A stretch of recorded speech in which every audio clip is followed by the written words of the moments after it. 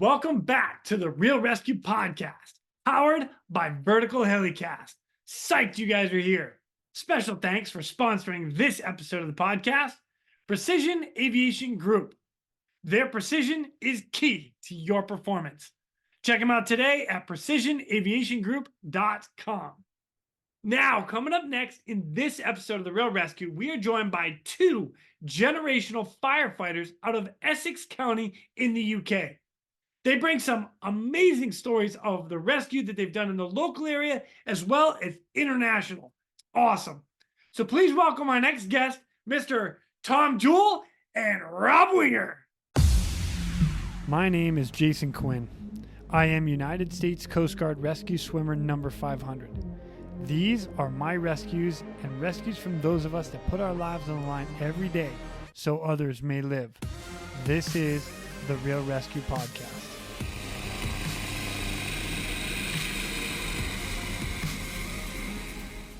Ladies and gentlemen, welcome back to the Real ResQ. I'm psyched about this because we've got not just one, but two guys coming to us from Essex in the UK, England area, right?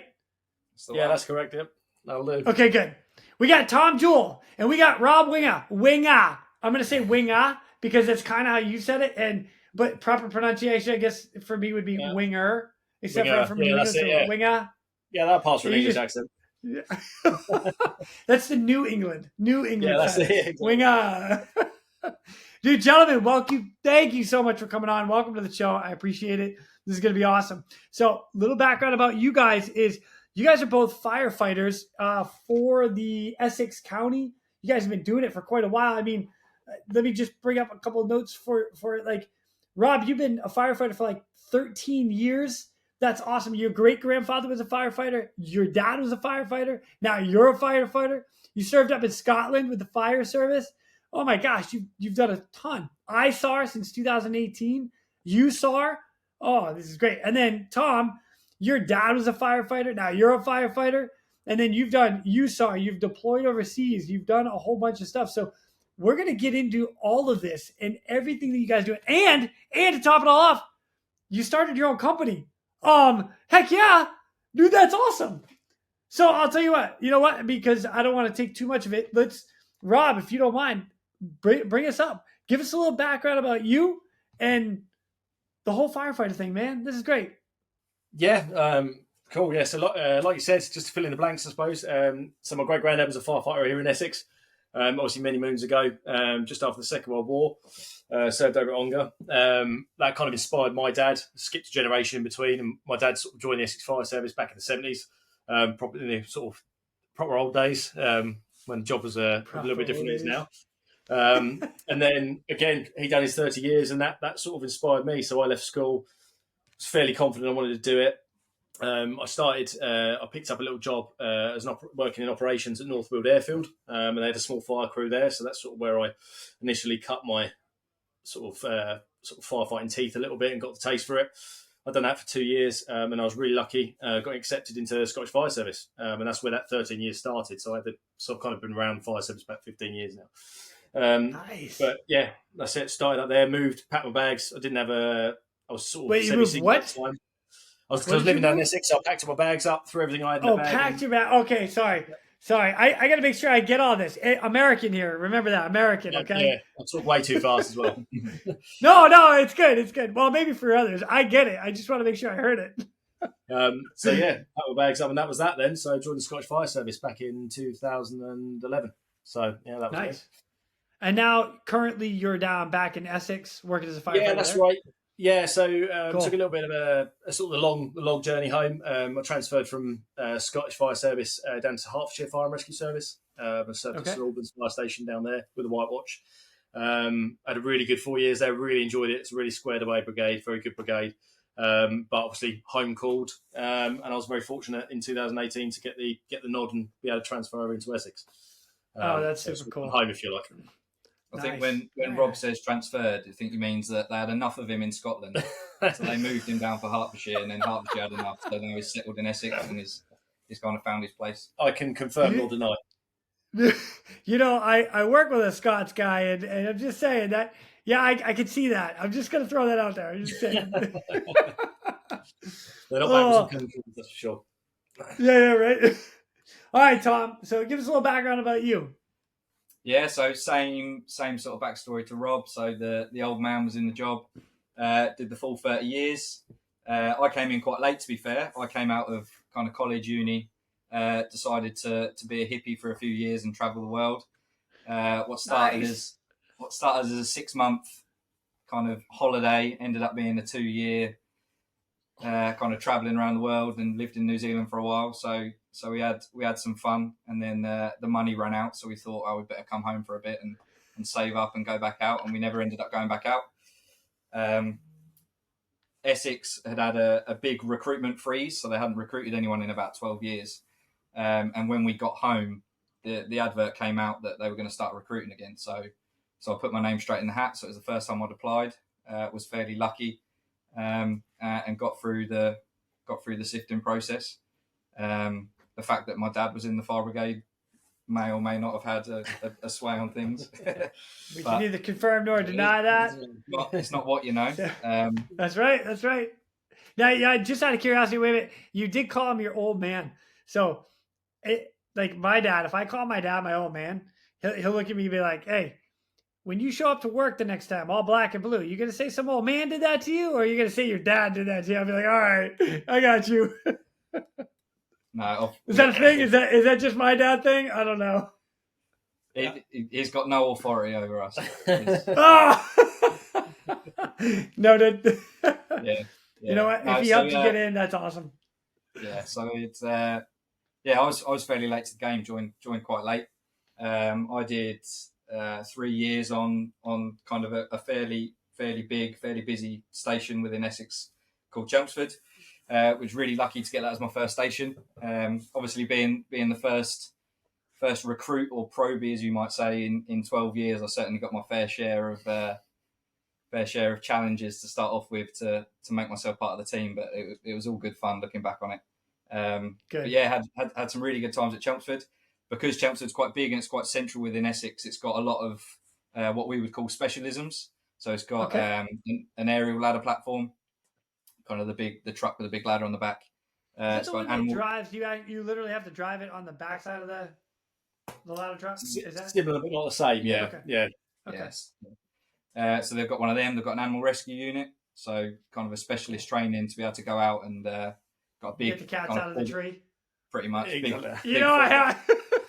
I had to drop that for all my cop friends. I'm just going to throw that out there. Yeah. Funnily enough, we'll come back onto that story. It'll come back out. So yeah, especially they've got swiftwater rescue there as well. So as someone first joining the fire service, that station was a really good one to get because I got a lot of training and a lot of specialist skills from the off, which I think then fueled the ambition to join what we call USAR, Urban Search and Rescue, which is a standalone station within Essex. And again, it's full of specialisms and skill sets that you learn there. So that kind of fueled that transition into the urban search and rescue environment, and that's where we are today.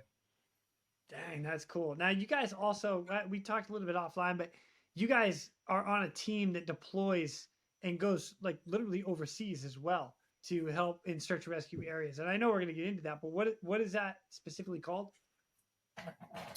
So ISAR is the International Search and Rescue Team. Okay. So, and basically what that is it's a combination of all of the USAR teams around the UK all join up for the International Search and Rescue Team. And when there's a natural disaster that happens around the world, we get called upon to form this team that then gets deployed out to that area. So the past kind of 18 months has been pretty crazy for us with deployments. Morocco being the latest one, Turkey before that, floods in Malawi, we went out to that. So it's been pretty crazy the past 18 months. Just had our reaccreditation as well. So I'm sure we'll go back. We'll come back to that later. But yeah, it's for sure. It's a really good team to be a part of. Man, that's incredible. The fact that you guys are pulling together like a big group to go help like that, it's pretty badass. I like that. Definitely. Well, Tom, yep. Go for it.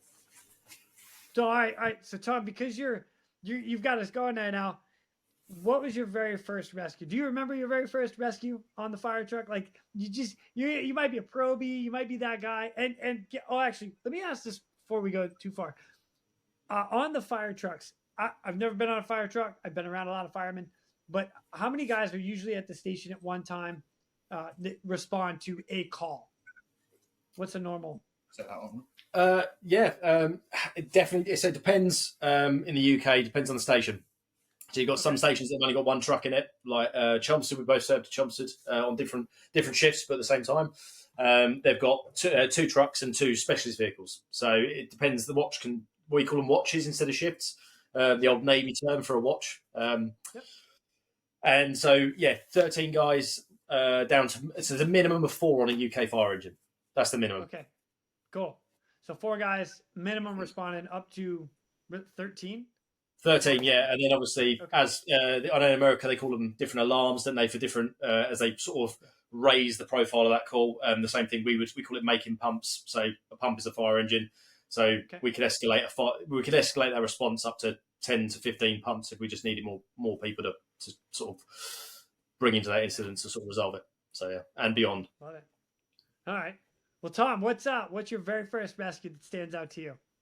Yeah, so I've got 2 fairly ironic kind of rescues that I'll always remember. So the first one was my first ever job as a firefighter coming into the service. Now, when we do our training within Essex, we've got kind of like a training hub that everyone goes to. And part of our live fire training, so we do 2 weeks of live fire. So we're actually going into buildings. They've got actual burn boxes where there'll be an actual fire for you to extinguish. Now, they do all of that within kind of shipping containers. Okay. And you're kind of told from the very off that, this might be a little bit unrealistic because you're never going to get a fire within the shipping container. So you've got that in the back of your head. And the first shift that I'm on duty, we get called to this construction site. And weirdly enough, it's a fire within a container. And I'm like, oh my God, this is blowing my mind. I know exactly what to do. I'm like, all of these guys have never seen this before. And I'm this new bloke that's come in and knows exactly what to do with a fire in a container. So yeah, it was fairly ironic. And even though it's not a rescue or it's not a particularly good job, it just sticks in my head because it's, you're told throughout the whole of your training, you're never going to do this again. And it was my first job on the truck. So yeah, it's fairly ironic. And then, my first job within the kind of the urban search and rescue team. Now there's a lot of anticipation coming up to kind of joining the search and rescue team. And there's a lot of courses, a lot of specialisms that you've got to do. And you're kind of moving into this really niche kind of market that not a lot of people get to do. So there's the anticipation around that. And I remember the first shift that I've come on and I'm thinking, the first job I'm going to get is going to be this sexy rescue where, someone's stuck off the side of a cliff and I'm going to get to abseil down and get them. And it comes through and it's a cat in a tree. And I'm thinking, what is this? What is going on? I'm thinking, surely I haven't joined this new specialist unit to go and save some cats. So yeah, I ended up getting there and, putting my harness on and starting to climb up this tree. And the cat was literally right at the top. And we didn't have anything to put the cat in. So I'm thinking, I'm going to try and grab it, but I don't want this to jump. And you've got the whole family at the bottom kind of nervous watching this cat, seeing what it's going to do. And I ended up reaching for it and the cat looked like it was going to jump. And I was like, I'm going to ruin some little 3-year-old's day because this cat's going to jump out of the tree and die. And luckily I managed to grab it and put it inside my jacket. So I've got this cat inside my jacket scratching at me and trying to get out. And I'm now trying to climb down this tree and it's an absolute nightmare. But yeah, again, 2 very ironic first kind of responses within the units that I've been in. So, dude, that's awesome. Luckily, I've started low, and it's gone up since there. So. Oh yeah, all right. We'll come back to you. All right, Rob, hit me. Your very first rescue after you got qualified. Yeah, so kind of similar to Tom in a way. I've probably got like a 2-part kind of story to this, only because I think there's kind of something that's going to link right to the end when we talk about sort of advice, things like that. Maybe that I'll probably bring back up. But so my first proper call to a rescue. I went on station in the November time. So I joined in May. You go through, I think it was 18 weeks all in of training, and then you were out on station, and I'm sure it was November 2011. Got to Boxing, we had a few different calls, cut the fires, small fires, and then we got to Boxing Day night. So Boxing Day after Christmas, Boxing Day night I was on night shifts, and we picked up a flat fire in a high-rise building, which was in the UK we call it persons reported. So that's where someone is missing. Someone's confirmed, like a victim is confirmed in the building, and quite obviously as 21-year-old, about to get tested for real. So you think pulled up outside. Won't go into details too much. Don't want to sort of reveal anybody. It's obviously a personal story for somebody, but it was a woman there reporting her baby was inside, and she was in quite a distressed state, as you'd imagine. Yeah. Went in there and searched for that baby. And again, like Tom says, you do everything in training school. You learn how to do everything really prescriptively, and it's very careful that that all doesn't go out the window when you go in the job, because it's very different. Okay, what you're faced with when you're smoke and darkness for real, you're definitely on the clock in terms of your time frame. It's just different, and the guys around you are much more experienced. They behave differently to when you're two, probies going around nice and carefully around your training environment. So got in there, smashed out the search. We just didn't search a cupboard on the left hand side, like an electrical cupboard. So the way you do it in the UK, you'd split a team left and right. So one team shoots up a right hand wall, one team shoots up the left hand wall, and you cover everything on your side. Sometimes works a little bit differently in the real world, but I'm brand new, so I'm like, we've been ordered in on the right hand side, we've done everything on the right. Messages come over the radio, is it clear? I've clicked straight in my comm set and gone, everything on my search is clear, or it's clear on my side. However, in the real world, it's only a flat. My boss downstairs is expecting me to have smashed out everything because there's a baby missing. Come out the job, and my boss comes storming up to me and grabbed hold of me and said, "Is everything clear? I'm about to commit someone else." And I said, "Yeah, that's it." He said, "Everything." I said, "Well, yeah, except there was a cupboard on the left I noticed as I went out. I didn't check it." And he lost it. Absolutely lost it with me. Brand new, bawling at me. What do you mean? It's not clear. It's not clear. It's not clear. So, kind of long story short of that is, as it translates. Don't do that to me. I like a long story long. Let's keep go. Keep the emails going. Yeah. So we've headed back down to the bridgehead, which is where we've staged out of. So when we pulled up, we've kind of we built a bridgehead a couple of floors below the fire. That's where we get our masks on and get ready to go underwear. So we've gone back down the bridgehead. They've briefed another crew up and sent another crew in. As I'm getting my gear off, I'm now completely deflated. One, we've not found a baby that's missing at this point, and we know the clock's been ticking. And two, I've made a faux pas. I've fucked up, for want of a better word. So obviously, as a brand new guy, brand new to the job, sold the dream that you're going to save lives, living up to this big expectation, that's kind of a bit of a blow for me. And then luckily, thankfully, the somewhere along in those moments, the police have then confirmed that the actual baby had been removed by social services before, and there was drugs involved and things like that. And the girl that had initially told us the information was under the influence at the time. And may have had some mental health issues and things like that. So kind of got off the hook a little bit, but it was a massive lesson that I probably didn't engage until later on down the line, but in humility and owning your mistakes. But I have, to this day, the way it transformed the way I completed searches. Being thorough now is a stay with me. Something. Yeah. So a really good life lesson early that had a happy ending, thankfully. And then my first rescue come on my first real rescue come on the 11th or the 12th of January, another night shift. Sadly, it was a fatality, but it was another flat fire in the third floor, and we got up there and it was booming out the windows, but we managed to get the door down and recovered him just inside the hallway of his flat.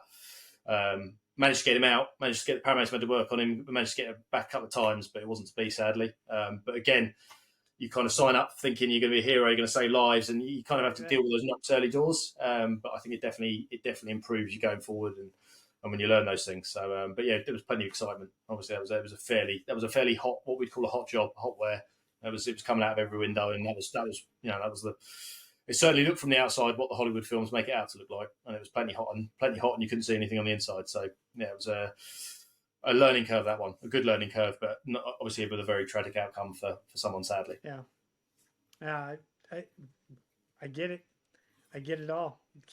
Yeah, I get it. I'm sorry for the outcome, but no, it happens, doesn't it? It happens. We're there to try and do the best we can, and that's what you can hope for. And you go back and you debrief it and learn from it, don't you? And go again for the next one.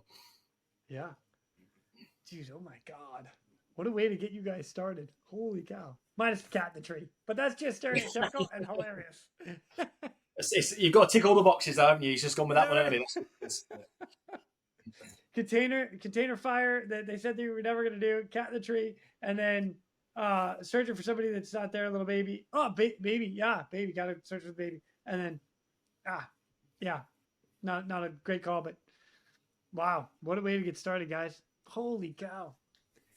Well, I'll tell you what, I'm in for the ride. I know you guys have mentioned to me that you had some larger vehicles that have rolled over. You've had to cut some people out. So, Rob, if you want to keep us going, I'm in, dude. Yeah. So you asked me to we talked about like kind of one that stands out, and we've probably all got stories now. And I kind of said it in the kind of the pre-briefing we had that, you know, I certainly don't think I'm unique. You know, every firefighter up and down the country will have their own stories, and this is just my little flavour on them. I certainly don't think I've done anything anyone else hasn't done. But one unique one. Before you get into that, you know what? You're right. You're totally right. And I'm not trying to take anything away from anybody else. I just, I love these stories, and I love the fact that people are willing to share the stories, because there are guys like you and guys like me and guys like Tom that we've done some stuff. Let's share it so somebody else can learn from it, if anything. And then those of us that are in the job still, we kind of like, oh yeah, that's awesome. Yeah, I did that. I was there, and I could see it. So yeah, I'm just all I'm doing is I'm prepping this up for the beasting I'm going to get when the lads hear about this. So that's all it is. Throwing a bit of humility just to try and save my skin a little bit. Perfect. So another memorable rescue. So going back to my time in Hertfordshire, St Albans, like we said, so we cover a massive road network. It's a small city, kind of middle counties above London. Okay, so you've got it's like one of the middle counties that sits above London, and so we cover a massive road network. The M25, if you've heard of London and you've heard the M25, it's like the biggest road network that runs around it. Yeah. So we had a tarmac lorry, a big tipper lorry. So not a truck and trailer, like a rigid lorry, but full of tarmac, and rolled over. Came off the A12, coming a bit hot, flying by the seat of his pants a little bit. Didn't make the roundabout and rolled it over onto the curb. Now this curb is a big old curbstone because it's a huge roundabout, this thing. And this curbstone's where the lorry's rolled over and landed, the curbstone's impacted the lorry cab at about foot height. And obviously there's not massive crumple zones around a lorry. So on a car, you've got sort of huge areas, big engine bay, and lots of crumple zones around it, whereas lorries don't really generally have that. They've just got their weight and their size, haven't they? So we've responded, and that was to answer your question earlier about how many guys. So St Albans, we had 10 on duty at the time. So 2 trucks with 4 guys in them, and our specialist rescue, our rescue support vehicle, or rescue support unit, which was a specialist vehicle. So we all pulled out of St Albans, a couple of minutes down the road, and turned up at this job. Fairly, I want to say, run-of-the-mill, RTC for us, road traffic collision. So we just got about our work. I just happened to be, because I'm a little bit of a medical nose, as is Tom. I happened to dive in there to do the casualty care because we were there before our ambulance. Because unlike the States, we don't do the ambulance service is separate to the fire service in the UK. So we're not paramedics. Firefighters aren't paramedics, but we do some trauma training to sort of bridge that gap until our ambulance colleagues can get to us. So I'm in the cab dealing with that, and I have one other colleague, a guy called Matt, in there with me, and we were trying to cut around. So we're treating the casualty, getting him on O2, doing his obs. There wasn't too much bleeding or anything or mess to sort out, and he's constantly talking to us. He's in a lot of pain on his right leg, which is sort of stuck down. We can't see it because we're on our side, but it's stuck right down in that bottom corner, and that's become entombed around all the plastic and where the curb has pushed the cab up and encased his leg. Can't tell how badly damaged the leg is, but he's in a lot of pain, and he's not in a happy place. So we're trying to cut our way into the cab to try and get him out. Time's passed. One of the air ambulances landed. One of the helicopter ambulances has landed. They always carry like super ninja doctors on there and paramedics, like HEMS guys. They are like top stuff, absolute top drawer medical guys. So they've got there, and there's a lot of talk going on about this guy being quite unwell and haven't been there a long time. We can't get him out, and they're potentially now talking about amputating his leg. Sort of like because we tried everything. We're trying all sorts. We've got airbags in there to try and push the plastic and the metal apart. We're trying to cut bits away. And in the middle of this, when me and Matt are in there doing what we're doing, and we're saying, no, we can get him out, we can get him out. Well, all of a sudden, the lorry cab catches fire. Yeah. Yeah, swear as yeah, I swear on my life, swear on my son's life, this is exactly how it played out. There's just smoke just started pouring up through the air conditioning vents. Whether we'd snagged something, I don't know. The guys were obviously, we had the rest of our guys working on the outside of the vehicle. Whether it was something at their end, I don't know. But smoke just started pouring out of this vehicle. And me and Matt had a look at each other, and it was like, what are we going to do? Are we going to chop his leg off now and pull him out? Are we just going to try and pull him out? Are we going to have to pull out of this thing because we've got no breathing apparatus on? It's this only, these things can go up fairly quickly. And you talk about sort of your crew having your back, and we're quite jovial in the fire service. We there's definitely a culture in the service about, like, I mean, America's big on the brotherhood, right, and all that sort of stuff. Whereas we're quite like, it's the old sort of Tommy attitude of like, it's all banter, and you don't sort of admit those sort of close knit emotions to each other like that. But talk about the lads having your back. Before I could even communicate anything to Matt, we had 2 jets of water coming in, because we always lay our hose reels out at jobs. You should always charge them. This day they had been charged, ready to go. 2 jets of water come in and just knock that fire down, and we were able to carry on. And ironically, we got his leg, despite having an argument with Hems, who are really good, by the way. I'm not knocking them, but we were adamant we were having this lad out. When we got him out, which we did, his leg wasn't even broken. There was nothing. He had no injury to his leg at all, and we could have lost it if we hadn't been persistent in that instance because of our knowledge and the way we backed ourselves. Another time, another decision, it might have been the wrong one, but it was the right one. And like I say, we've got this guy's leg free, and he kept it, and there was nothing wrong with it. He was bashed up from the rollover, but he got to walk on both his legs again. So that was a pretty cool day.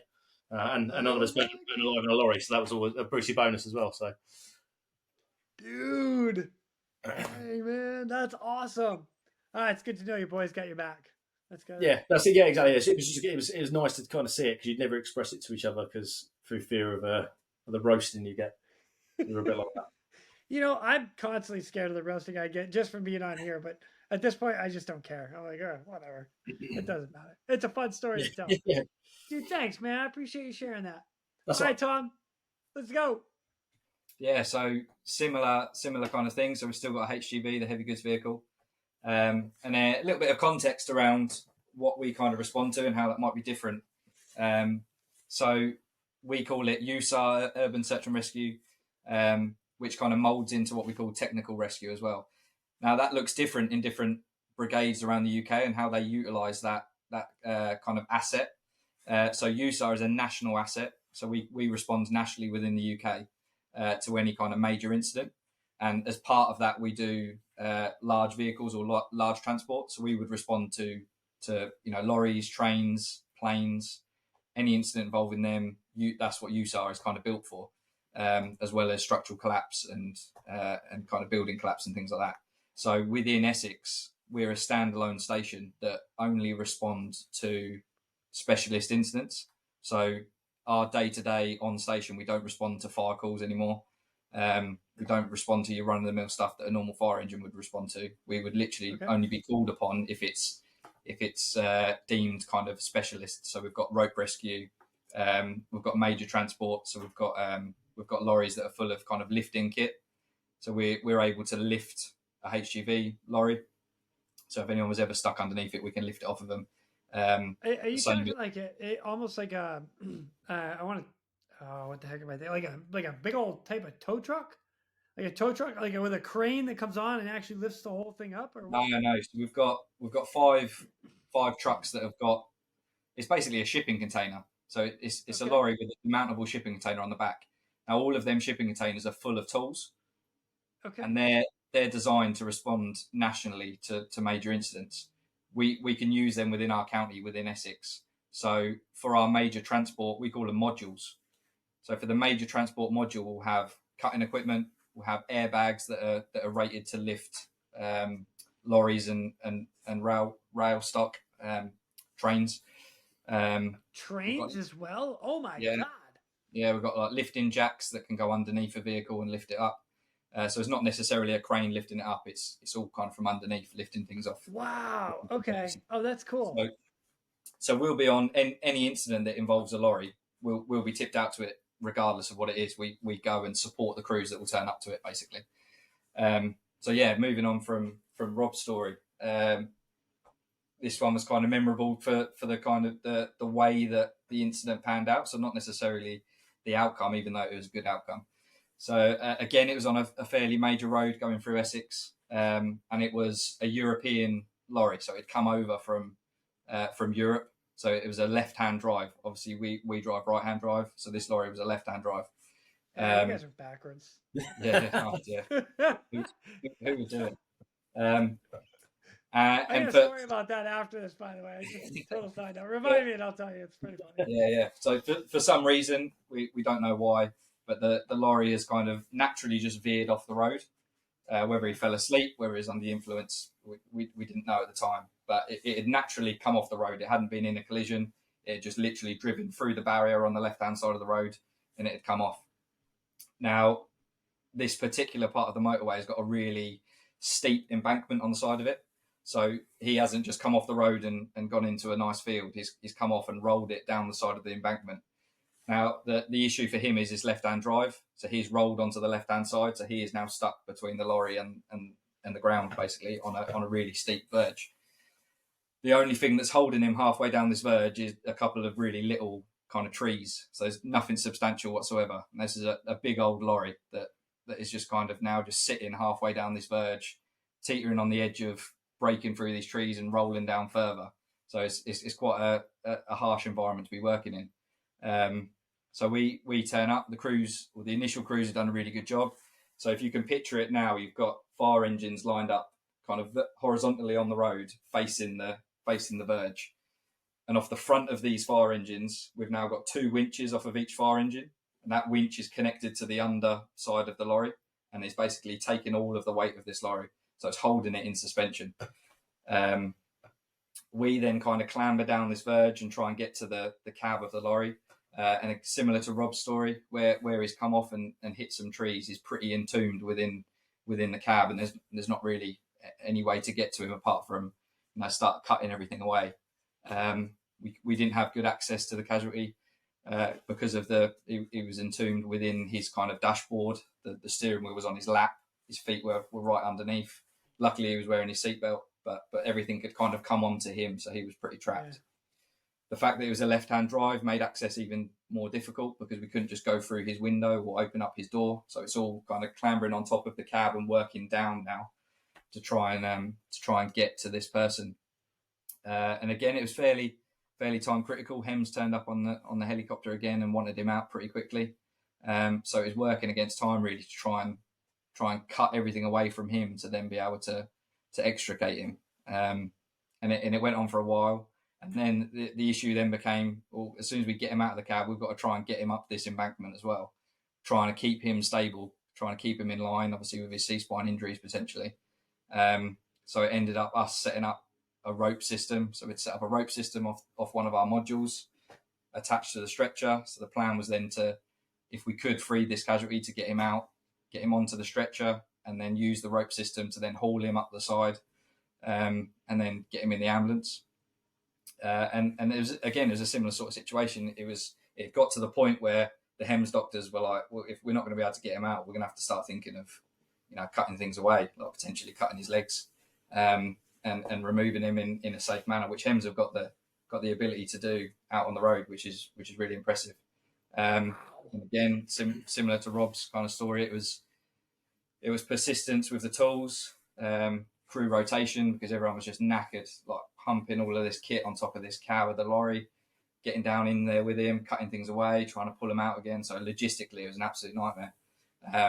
But yeah, slowly we managed to pinch away at everything, managed to cut the windscreen of the lorry out, managed to pull him out, get his legs free, assess him kind of on the embankment, get him into the stretcher, haul him up the rope system because it's pretty steep, all trying to keep him in line, trying not to prevent any worsening of his condition, keeping his C-spine in line, getting him up the side of the embankment, over the side that he's just gone through, and then they did another assessment, got him into the ambulance, and then shipped him off to hospital. What we didn't know at the time, and we kind of on reflection, looking back at the cab after he got taken away, the bumpers and literally every nook and cranny of this lorry was full of like cigarettes and exported goods that he'd stuffed in, and so everything we were cutting away, we didn't notice it at the time, but we were cutting away bits of cab and bits of bumper, and these like cigarettes were falling out, and and he was smuggling all sorts in through the port coming over from Europe. So yeah, it was an interesting one coming out of it, and there was a big investigation into it, into how it happened. But yeah, I mean, it was a long old rescue trying to get him out. A long rescue. It was pretty touch and go at times. When you say long rescue, how long did it take you? A couple of hours? I think it was a couple of hours in the end. Yeah. Wow. Yeah. And there's a lot of people there that are trying to. The logistics is mad when you're trying to get a HEMS doctor. Or you've got a number of doctors in there with the casualty. You're then trying to get in there with big kind of cutting tools, trying to cut things away, trying to manage the doctors, make sure they're safe, make sure the scene's safe. You've then obviously got the environment that you're in. You're on an embankment. You don't really know what's going to happen. You've got winch cables coming from everywhere holding this vehicle. You're worried that if you cut something away, is that going to have a negative reaction to the winches that you've got set up? Is it going to start moving things? You've got the contents of the lorry. It was full of like white goods, like washing machines and things like that were all spilling out into the field below it. So yeah, it was a bit of a logistical nightmare, but we got it in the end with some good systems. So yeah, it was a good outcome. He survived. But yeah, that was a pretty memorable one. Yeah, for sure. How high or how long was the rope system? Like, how far did you guys have to go down? Wasn't too far, maybe 20, 25 meters. That's a good ways. I mean, yeah, and it was more, we were able to clamber up and down fairly safely without being on our own system. It was more the fact that we wanted to keep him stable within the stretcher, trying to get him up, rather than us having to navigate through trees and the potential of us slipping whilst we're carrying him. It was better to have that system of working to then just be able to raise him smoothly coming up on a rope system. So, wow. When you guys were done and everything's like, you get to breathe. I can see it right now. Like, the casualty gets in the ambulance or the helicopter, and then all of a sudden now you've got two trucks. They're still connected to the truck. It's not like you're done. So you get to take a deep breath and be like, oh yeah, okay, now we got to clean up.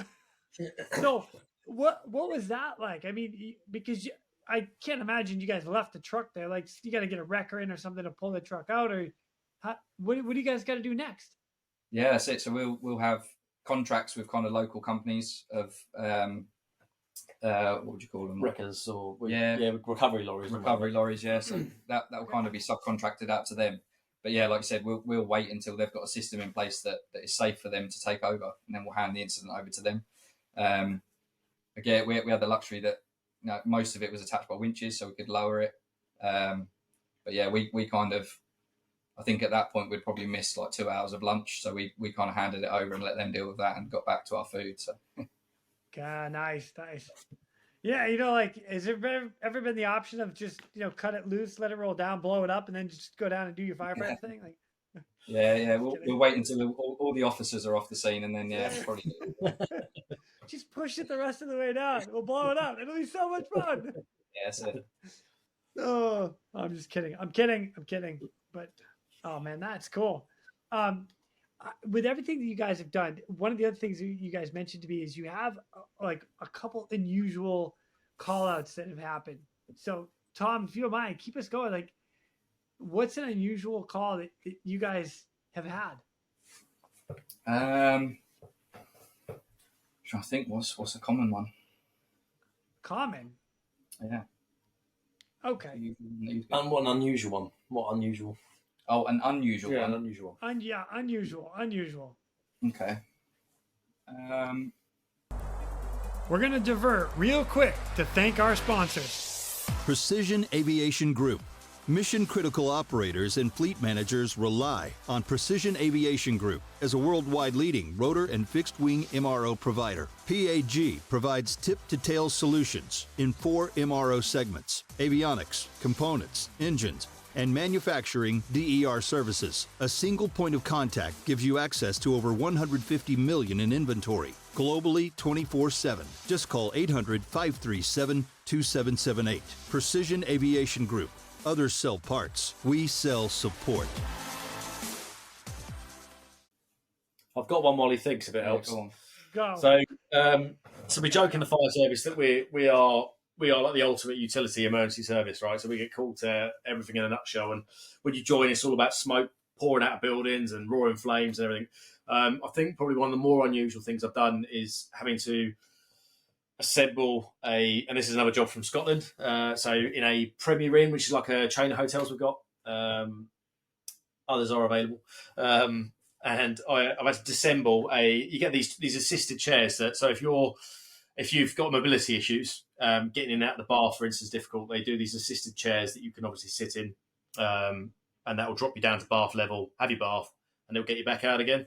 And I've had to disassemble one of these chairs around an elderly gentleman, and specifically his genitals, where he's obviously older in nature, and they've got this lattice seat of woven plastic. And obviously, he's become entangled at one point during his bath. We all know that hot water, everything swells up a little bit, doesn't it? So what fitted in didn't fit back out again. So as a young probationary firefighter, I've kind of had a hand in disassembling this chair around this gentleman. But fair play to him, top drawer, he was ex-Royal Navy, I believe, or ex-Army. And he just sat there giving me shit the entire time I was doing it, much to the amusement of everyone else around me. So, that was a fairly unusual job I've had. And, one of the funniest sort of jobs that I can think of doing. I mean, there's probably others. Yeah, that's definitely one of them. I love it because you literally never know what you're going to get. Never. You never know what's going to come over the radio. You never know what you're going to show up to. And every day's different, isn't it? Every day's different. Some than others, definitely. What I love about what we do, you show up, I mean, really? You're looking at that guy, you're like, really? Yeah, that's it. Yeah, exactly. Yeah, I'll just, for starters, you don't know where to look. And then you've just got to crack on. But he had great humour, so he made that as comfortable for me as he could have done. To his credit, that's hilarious. That is hilarious. Love it. Oh, all right, Tom, go ahead, man. Yes, I think going back to, I mentioned that the first station I was on had the animal rescue unit, and you got some pretty interesting jobs with them. Like when you're dealing with animals, you don't really, you never know what's going to happen. And there was this one where a horse had kind of got himself into a ditch. The ditch had a little bit of water in, but it sunken into the mud, basically. And he was more than happy. He was stood there having a good time. He'd just been there for quite a while, and the owner was quite worried that he wasn't going to be able to get himself out. So we've turned up on the animal rescue unit. So it's a big kind of off-road tractor-looking thing with a crane on the back that we are trained to kind of pull up, get the crane off, use a load of different tools to try and get this animal out, basically. And with the animal rescue situations, we tend to be a little bit more risk averse because we don't want to get ourselves hurt trying to rescue an animal. If it was a person, you might take a few more risks just to try and get it done. So the animal rescue jobs tend to take a little bit longer than your normal sort of jobs. So they're quite prolonged because we're making sure that everything's set up, that we're not going to get hurt in the process. So we've spent quite a long time setting everything up. We've got our plan together. We know exactly what we're going to do. We've got two blokes in water kit, like dry suits. They're in with the horse, with the vet. The vet is kind of instructing us on how to do it. And it gets to the point where we're now ready to sling the horse, attach the sling to the crane, and then we're going to lift the horse out, basically. So like I said, we've got two guys in there. They're wet. They're cold. It's getting dark. We attach everything. We get the all clear from the vet. We lift this horse out, move the horse over to the field, plonk the horse down, let all of the slings go, so it's now standing there. And everyone's like, thank God for that. Let's go back for a tea because we're all pretty wet and cold. So we let the slings go, move everything out of the way. We've got eyes on this horse to see what it's going to do. Is it going to collapse again, or is it going to go and have some grass or something like that? And everyone's watching this horse. And it was pure comedy gold. This horse just turned straight back around, walked straight to the ditch that we just got it out of, plonked itself back in the mud, in the water, and just stood there again, got itself stuck. And we're like, we've literally got to go through the whole process again of trying to set this up to get this horse back out. Oh, and we did. Gosh, we ended up getting it out, and we made sure that time that it wasn't going to go back. It was going to go to where we wanted it to go. But yeah, it was comedy. This horse pretty much looked at us like, I know that you guys want to go home, and I'm going to go straight back into that ditch. Oh my gosh, that's great. Yeah. Those are the types of rescues that all of a sudden now you're on like the front page news And firefighters rescue the horse twice.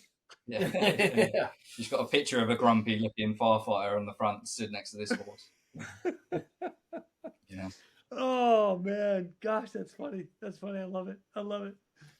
Well, thank you guys for sharing those stories, man. I appreciate it. I want to go into a little bit more of now. You guys are deploying. So Morocco was recently. You said Turkey. You had gone down to where else for the floods? Malawi. Malawi. Well, I don't even know where that is. Where is Malawi? Yeah, Africa. I think Middle-ish Africa. Oh. Okay, nice. So again, you saw the urban search and rescue teams all around Europe or all around the UK? Around the UK. So UK ISAR is obviously made up of the British teams. There are other countries that provide an international response as well. We sort of work quite close with those teams, so like FEMA, for example, is the American teams Got it. deploy. So we're a version of that, if you like, our own version of that international model, and that's made up of the UK USAR teams. Man, that's awesome. So I think it's 19 of the USARs, 19 USAR teams in total, I believe. All right. So which I mean, I'm good with all of them. I'm happy to hear. Hit me. What? So when you guys get down there, are you bringing all your own equipment with you, or are you kind of using what's in country when you arrive? How does that work? Yeah, so I'll let Tom take over this one. As much to his delight, I haven't deployed yet, so forever the bridesmaid never the bride. So I've been with the team for a fair while, but it's not been my chance to go yet. But I'm sure that will come in time. But yeah, Tom's got the better story for this one. Crack on. What you're telling me is you're chomping at the bit to go. Is that what I'm hearing? Yeah, I'm sure you probably detected that from there. But yeah, if my boss is listening, he knows it's out there. I'm ready. Tom's ready. I love it. He was next on the list for Morocco. Okay, perfect. Yeah, so we've got. Okay, let's go. We've got our own. So UK ISO has got their own cache of tools, which is all stored with the London teams. So the London UK ISAR teams or the London USAR teams, their kind of role is to provide that. So they'll keep hold of it, they'll maintain it, make sure it's all up to spec, and then if the call does come in, they will provide. They'll send it to wherever our departure point is. So for the Morocco deployment, we initially were going to depart from London Stansted, which is kind of the preferred option. Although last minute it got changed, so we went out of RAF Bryce Norton. So all of the kit then came from the London stations. It got moved to Bryce Norton. When it got to Bryce Norton, the RAF crews on the ground there then loaded it onto the back of one of the military aircrafts.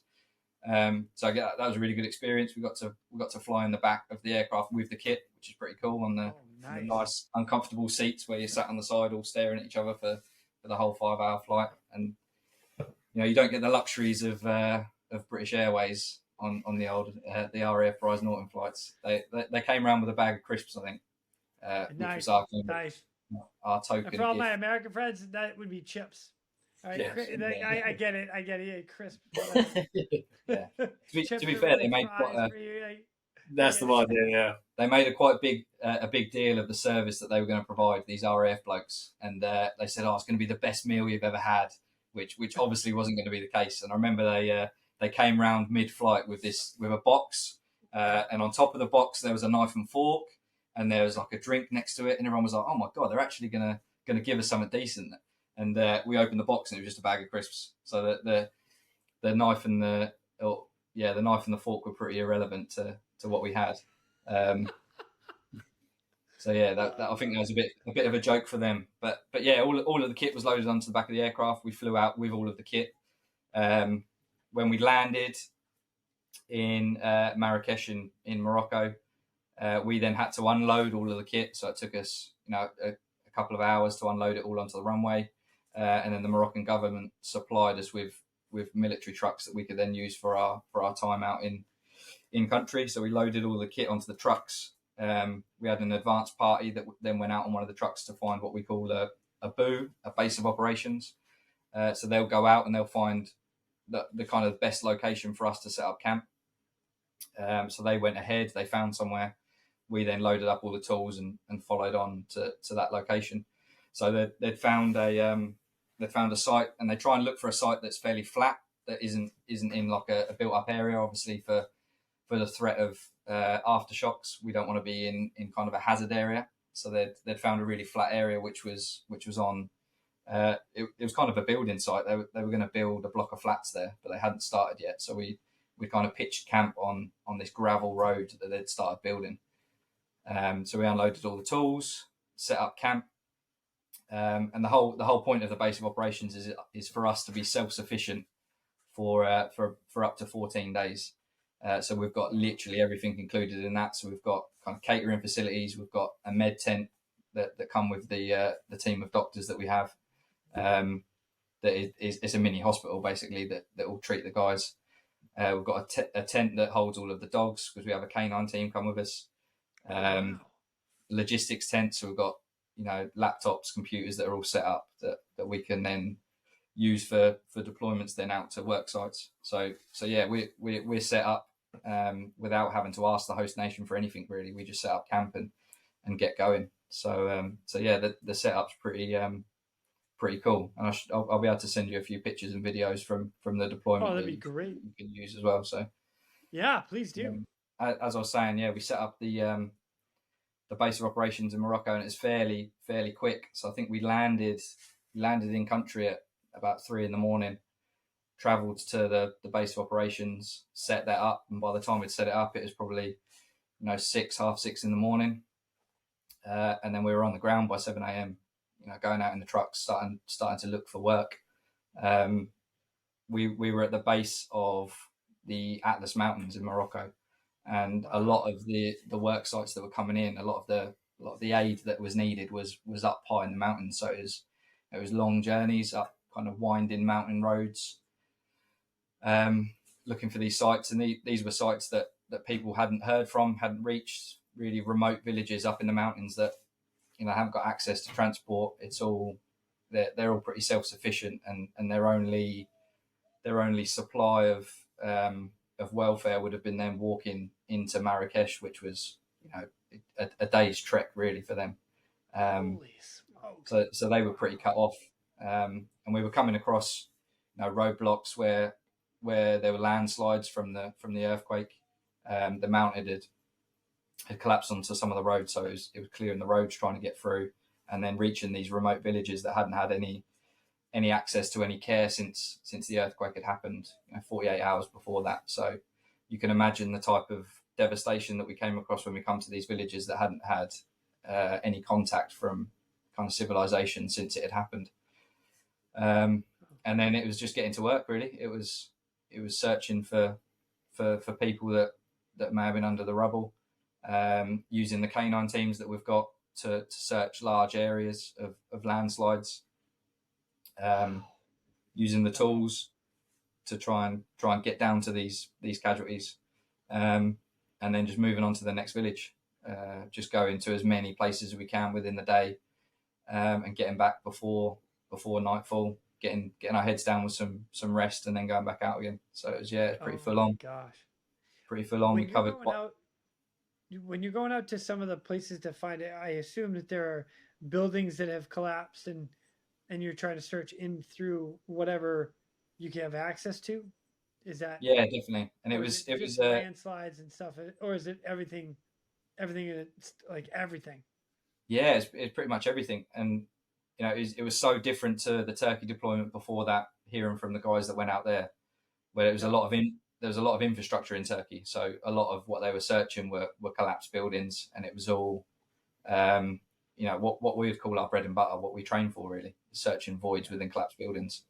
And the difference between Morocco was because it was in such remote areas and it was on the side of mountains, and the materials that they used to build their houses obviously can't withstand that type of earthquake, that type of destruction. So it was very much the landslides did most of the destruction. We were just turning up to villages that had been wiped out and were just under tons and tons of rubble, and a lot of it was unsearchable, unfortunately.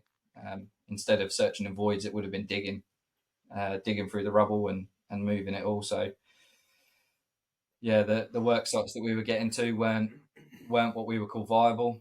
It had been 48 hours since the earthquake, so survivability was low.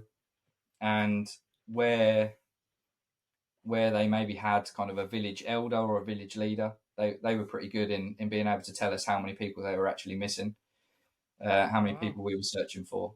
And unfortunately as well, you've got the religious factor of that. So with their kind of Muslim religion, with their culture, they like to bury their dead within 48 hours. So with us turning up 48 hours later and telling them that there's a potential that even though we might not be able to pull out a live loved one, we might be able to pull out a deceased person, they didn't really like that idea, because they'd kind of got their head around the fact that this was them being under the rubble was going to be their burial, if that makes sense. Yeah, and it totally does. They'd kind of done that within the 48 hours that they like to do. So in some places they knew exactly how many people were under there, and they were happy just for us to leave it there. There were some places where it was maybe more obvious that there was deceased, and the opportunity to get them out was a little bit easier and maybe provided that closure. But it varied between location really, and each task was different. But yeah, because it was so remote, we were travelling kind of 6 hours to get to work sites on the back of these military trucks that were just kind of flatbed lorries. Really, we just sat on these thin bench seats, so it wasn't the most comfortable. It was pretty grueling conditions with the heat as well. It was pretty hot, something that we're obviously not used to working in. So wow, yeah, it was a crazy environment to be in. I don't remember you telling me. Do you remember how many guys went with you for the crew that went down to Morocco? Yeah, it was a team of just about 60, I think it was. Wow, that's a lot of guys. Yeah. Are you running? You said you were running every day, but are you literally running every day, or is there a break in there for you to kind of recover yourself for a little while? Yeah, so it depends on the tasking really. Yep. We'll get taskings come through from local authorities and local government agencies, and we'll kind of get tip-offs of places that might need our assistance. So that information will come in, and based on that information, we'll then send specific teams out to go and to have a recce of them areas. So it might be some days that you're back at camp while another team has gone out on a recce, or it might be the whole team has gone out, so the whole 60 have gone out in groups. Wow. So it does vary from day to day, but early on when we first got there, it was very much we were out in teams of kind of 3 or 4, all searching in different areas. So again, that made logistics hard, making sure that everyone knows where everyone is at the right time, especially when we're so far away from the base of operations. So, man, that is crazy. I didn't even know there was stuff out there that was doing that. That good for you guys. Holy cow. Like, not that I want to wish a natural disaster or anything to happen, but to knowing that you have guys like you guys ready to go, moment's notice, drop out and put a whole crew, 60 people out to go help those in need. I'm all about it. That's incredible. Well done, boys. Well done. Yeah, it's good. It's a really, really good experience. Nice. Very nice. Man, thanks for sharing that, man. I appreciate that. I really enjoy that. That's good. So, all right. Well, let me bring it into the next start, like a little bit more, and that's you guys created your own company. And it's all based on rescue and medical and to help those guys get ready to go out for the rescue, right? Right. Smashing. So the company then. We've kind of. So within the services, we're quite fortunate that, again, being in sort of the small teams that we're now in and working in special environments, you get to do a lot of instruction and sort of passing that knowledge on, really, and kind of do service to Tom's dad and to Ty for a minute, as they're sort of our other directors. They've got a huge wealth of experience themselves, with Tom's dad serving in the UK ISR team for over 30 years. So we're kind of sitting down over a couple of weekends, really, just got chatting and sort of said, well, why aren't we? There's gaps in this market outside of the fire service, where you've got a lot of private teams, a lot of charities and stuff are going out and doing that stuff. Is there anything we can do? Is there any sort of our experience, the stuff that we've got collectively, can we kind of put that to market, if you like? And we kind of found that there were sort of certain niches where we could kind of fill that and provide a product for that, and also there were elements where we felt that we've got a particular flavour. I don't go out there and say we can do it better than anyone else, but we certainly do it differently, and bring our flavour to the way we train and the way we teach. So yeah, but from that we sort of founded the company. It's only been going for, I want to say 9 months ish, not quite, a little bit less. Okay. From concept to getting work done. And we've become a fully accredited training centre for our medical qualifications that we teach. And then the rescue stuff, we're kind of working in the background on that to kind of get that accredited as well. And then obviously it's endorsed through our own qualifications and experience, really. And we're applying that across the board to a range of different clients, like I say, from charity NGOs to people that want to do specialist expeditionary stuff. An example of one of the courses we work on is remote vehicle incidents. So it's still one of the highest risk factors when you're travelling abroad. It's yourself in a vehicle, so it's looking at companies and individuals that might be out in remote areas that do become involved in a vehicle incident where they haven't got the ability to just dial 999 and a top drawer emergency service is going to turn up to cut them out of their vehicle, extricate them, and deal with the medical elements. So we sort of help teams plan for that and provide them with the training to be able to do that with a Swiss Army knife and a bit of rope in their back pocket type thing. So that's kind of what we're about. That's what I'm talking about, like the backcountry, backwoods stuff. Let's go. Exactly, that's it. So remind me the name of the company again. It's the so it's called the Soteria Group, and Soteria, I have it under good authority. That the Soteria she's the Greek goddess. So it's a Greek goddess who represented salvation and deliverance. So hence the name. So we kind of felt that had a fit. And we also have another company just to throw in the plug there as well, called the Rock Breakers Rescue Club, which is there we are. Tom's plugging away there with a hat, which was kind of they sit together, but that's kind of to provide some apparel to kind of represent the search and rescue community. So we'll definitely do you guys a t-shirt and send it over for sure. For your stuff, but it's about representing everyone across the search and rescue community. It's really big, it's definitely big in the States. It's big within the UK military culture to kind of represent their regiments, their units with a lot of pride. Something that we don't see a great deal of certainly in the fire service and the kind of wider search and rescue community. So it's something we just thought we'd bring a bit of that to market, really, and it's actually proven really popular. So definitely look out for that stuff as well. But I'll let Tom talk about RBR, about the Soteria Group. Man, that's great. Yeah, we it's kind of that classic, we were working for lots of different people in lots of different industries. And I think after a certain amount of time for working for other people, you kind of start to see the value in what you bring to that. And it was us coming together thinking, like, do you know what, we could do this a lot better than, some of the things that we've been doing so far. So that's how we kind of came together.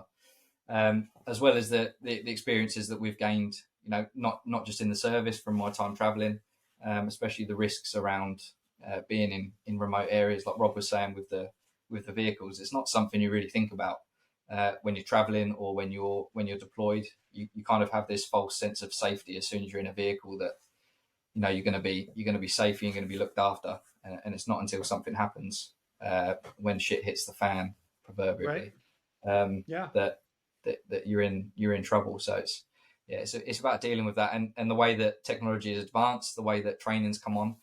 There's ways that you can help yourself and you can help your team in these remote areas with minimal tools, and the way that vehicles are built now.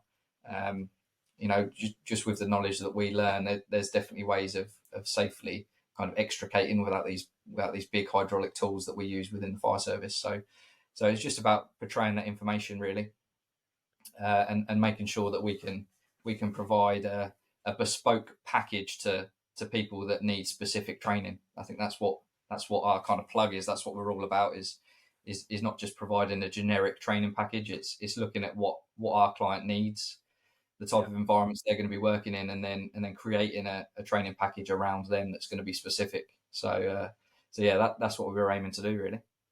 I love it.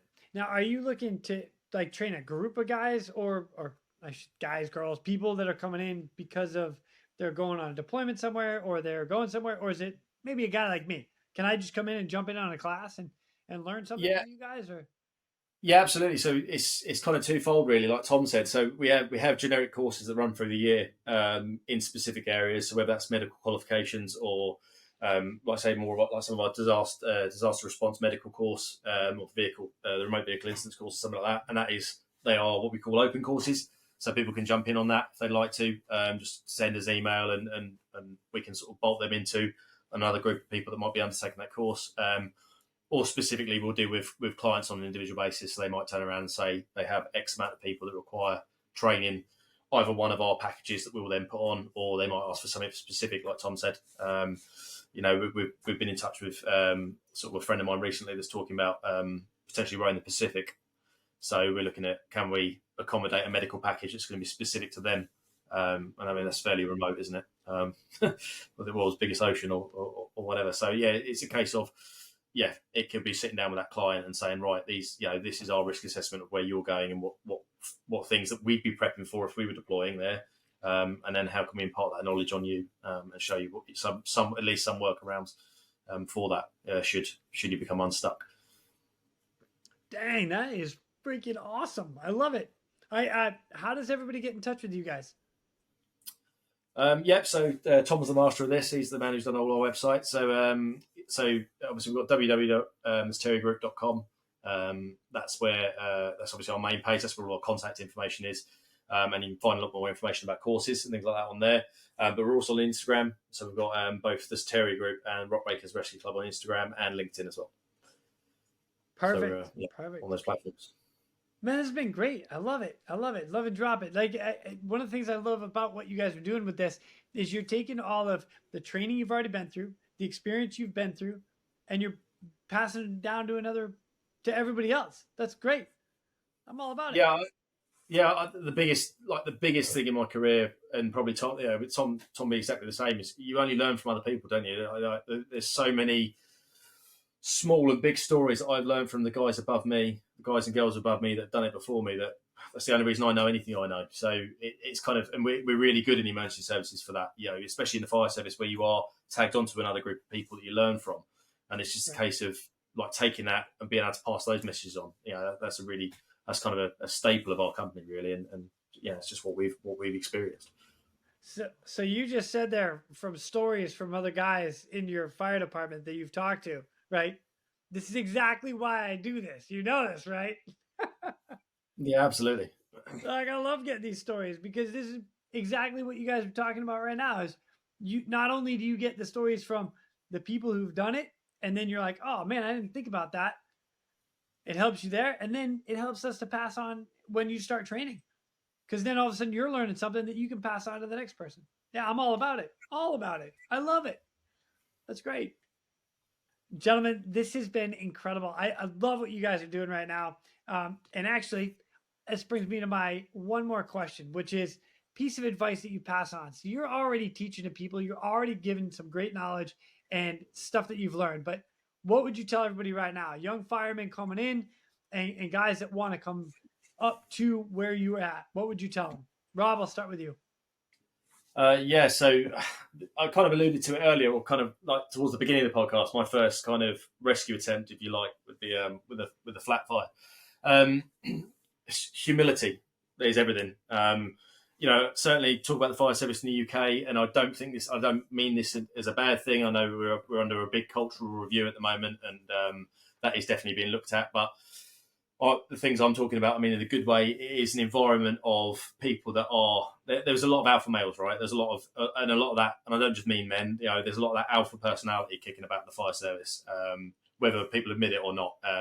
It's kind of, it goes right from individual level up to station level, you'll never see a station always wants to look after their own ground, right? They don't want firefighters from other stations coming on and putting their fires out. It's a thing. It's definitely, there's definitely that culture. So being humble in all of that, if you make a mistake, own it. That was a big thing for me. It's being able to kind of admit those weaknesses in front of your colleagues. Don't bluff it. Like if you've made a mistake, everyone can see it, right? Everyone knows if you've cocked up on an incident, you've done something, own it as something funny, but you learn from it, right? I'll give you an example. I'll never forget one of my first drives when I passed my driving.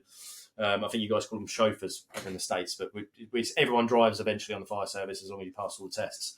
Okay. And when it was just a car fire, just run the mill, car fire in the middle of the road, and I'll never forget pulling up. There's only where you can see it's a silly little thing, but in our world, it's I got ripped up to pieces. Pulled up, and as you would in a car, I've pulled up part of the fire engine. Everyone's spilling off the sides, ready to go and tackle this car fire, and I've turned the fire engine off and put the keys in my pocket because that's what I do in my car. Not even thought about it. I've jumped around, run around the back, and our pump's right at the back. So I opened the lockers up, and everything's dead, nothing's working, and I'm shouting because I'm panicking now. I'm flapping.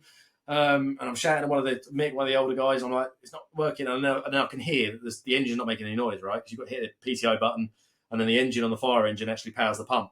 So now I've realised there's no noise coming out of the fire engine, and I've got the keys in the pocket. So it was all over in 10, 15 seconds, and I've got it back in there. I've turned it back on, PTO in. Now they're getting water, and it's all good. But I could have come up in that moment of embarrassment, of sheer embarrassment, and my colleagues looking down on me. I could have come up with all manner of excuses and said, it weren't, I knocked it off by accident, or it could be anything, couldn't it? Own it, live with it, learn from it. That's a big thing. And I take the mick out yourself, take the piss out yourself a little bit and own it to the guys and say, yeah, I just turned it off like a car, and everyone calls you, everyone takes the mick, and it's all done with. But then you learn. That's how you learn. Whereas if you deny it and try and come up with these excuses and hide from it because you're worried about that ripping you might get or whatever it is, that's when that learning process doesn't take place, because you've denied it. You've denied it to yourself then, haven't you? Just for young guys, they're keen to make an impression. Young guys and girls out there, just own those mistakes, learn to live with them a little bit, and it'll make you a better firefighter for sure. Yeah, I am totally. I hope so anyway. Yeah. Well, yeah. You know what? You're going to get picked on. You're going to get made fun of it. I mean, it's going to happen. You made a mistake, so it's blood in the water. It's game on. It's how you recover from it, though. Yeah. There's loads to gain from making mistakes. Right. We all make mistakes. We all make mistakes. Own it and move on. Take your licks and then get better. Fix it. So I like it. Thanks, man. That's a great story. No worries. All right, Tom, what you got, brother? Yeah, so I think the biggest one for me is kind of learning from other people's experiences. And we're very, very lucky to be in an industry where we've got people that we work with that have been in this job for 30 plus years, and there's not many places that you can say that people do that, and people still love coming to work, people still love their job, and that's why they stay in it for so long. It's a career. It's something that people get in at a young age, and they don't come out until retirement. And, they love every minute of being in the fire service. So I think the biggest thing for me is utilising that experience and utilising that knowledge that they've gained through years and years of different incidents and different scenarios. And you can go off policy and go off guidance as much as you want, but the stuff that they learn through their experiences is invaluable. And I think the biggest thing is drawing on that and being able to use it yourself, learning from their experience and then making your own experiences that you can then share to others. I mean, I'm a very, very inexperienced kind of firefighter if you look in terms of other people that have been in, like I say, for 30 plus years. So for me, that's key, learning from the people that are around me, learning from their mistakes and not only my mistakes, and then implementing that into future training, future scenarios, future incidences, and being able to use it for more positive things. So that would be the biggest advice for me. Man, I love it. Thank you guys so much for sharing that. Guys, this has been awesome. I so appreciate you guys coming on and telling some stories. I love it when you gay boys come on, because I don't get a whole lot of you guys. I don't know if it's just I don't know why, but let's get more of you guys on so we can get more stories from you guys. This has been amazing. I loved it. So when I come out, I'm going to fly into London. We're going to go catch up with the fire truck. Then we're going to go jump on the river and see a bunch of people who are out there. Kick back some beers and tell more stories. Are you in? Definitely in. 100%. That's awesome. Dude, I love it. Guys, thank you again so much for coming on, and we'll be in touch, all right? Definitely. Yeah, it's been a pleasure. Yeah, absolutely appreciate the opportunity, Jason. Thanks very much. Anytime. And if we'll drop you a t-shirt as well. Let us know. We'll get something together for the Rockbreakers Rescue Club as well. We'll get a t-shirt. Friggin' awesome. I love it. Thank you. Well, I will see you guys soon. And actually, you know what? I might even tell you to hold on to that shirt, and I'll come pick it up in person. That's what I'm talking about. Yes. That sounds perfect. Sounds good. I love it. Right on. Well, thanks, guys. I'll catch up with you later. And with that, ladies and gentlemen, we are out of here. Go. Now, it's time for me to pull chocks and take off. But before I go, I'm always looking for the memorable rescues that people have done.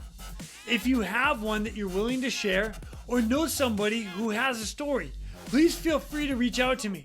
I'd love to highlight it here at the Real ResQ. For everybody that is standing by for that SAR alarm, remember, those in distress are praying for a miracle. They are going to get you. So until next time, fly safe and swim hard. Thank you for joining me today here at the Real ResQ podcast, powered by Vertical Helicast. We'd also like to say thank you to our sponsors for this episode. Precision Aviation Group. Mission critical operators and fleet managers rely on Precision Aviation Group as a worldwide leading rotor and fixed wing MRO provider. PAG provides tip-to-tail solutions in 4 MRO segments: avionics, components, engines, and manufacturing DER services. A single point of contact gives you access to over 150 million in inventory, globally 24/7. Just call 800-537-2778. Precision Aviation Group. Others sell parts. We sell support. Come on, Rotor. Come on. Come on. Whew. Just playing. I just get to come out here and run. And run. Oh my gosh, this is so great. So great. I have so much fun. Oh, excuse me.